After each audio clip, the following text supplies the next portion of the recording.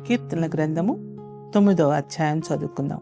నా పూర్ణ హృదయముతో నేను యెహోవాను స్తుతించెదను.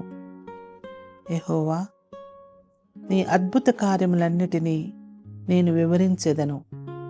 మహోన్నతుడా, నేను నిన్ను గూర్చి సంతోషించి హర్షించుచున్నాను. నీ నామమును కీర్తించెదను. నీవు నా పక్షమున వేచమాడి నాకు న్యాయము తీర్చుచున్నావు. నీవు సింహాసీనుడివై న్యాయమును బట్టి తీర్పు తీర్చుచున్నావు.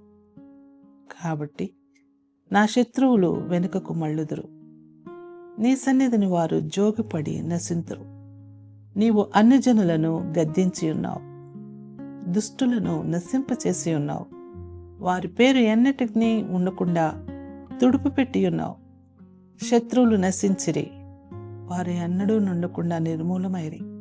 నీవు పెళ్లగించిన పట్టణములు స్మరణకు రాకుండా బొత్తిగా నశించెను.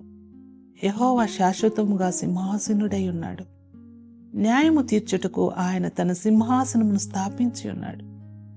యెహోవా నీతిని బట్టి లోకమునకు తీర్పు తీర్చు, యథార్థతను బట్టి ప్రజలకు న్యాయము తీర్చును. నలిగిన వారికి తాను మహాదుర్గమగును, ఆపత్కాలములో వారికి మహాదుర్గమగును. యెహోవా, నిన్ను ఆశ్రయించు వారిని నీవు విడిచిపెట్టువాడవు కావు. కావున నీ నామం ఎరిగిన వారు నిన్ను నమ్ముకొందురు. సియోను వాసి అయిన యెహోవాను కీర్తించుడి. ఆయన క్రియలను ప్రజలలో ప్రచురము చేయుడి. ఆయన రక్తాపరాధములను గూర్చి విచారణ చేయనప్పుడు బాధపరచబడే వారిని జ్ఞాపకము చేసుకొనును. వారి మొరను ఆయన మరువడు. నేను నీ కీర్తి అంతటిని ప్రసిద్ధి చేయుచు సియోను కుమార్తె గుమ్మములలో నీ రక్షణను బట్టి హర్షించినట్లు యెహోవా, నన్ను కరుణించుము. మరణ ద్వారమున ప్రవేశించకుండా నన్ను ఉద్ధరించువాడా, నన్ను ద్వేషించువారు నాకు కలుగుచేయు బాధను చూడుము. తాము త్రవ్విన గుంటలో జనములు మునిగిపోయిరి, తాము ఒడ్డిన వలలో వారు కాలు చిక్కుబడి ఉన్నది. యెహోవా ప్రత్యక్షమాయెను, ఆయన తీర్పు తీర్చి ఉన్నాడు. దుష్టులు తాము చేసుకొనిన దానిలో చిక్కియున్నారు. దుష్టులను దేవుని మరుచు జనులందరూ పాతాళమునకు దిగిపోదురు.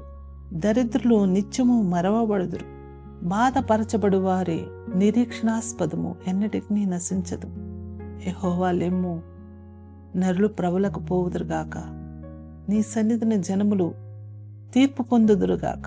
యెహోవా, వారిని భయపెట్టు, తాము నరమాత్రులమని జనులు తెలుసుకొందురుగాక.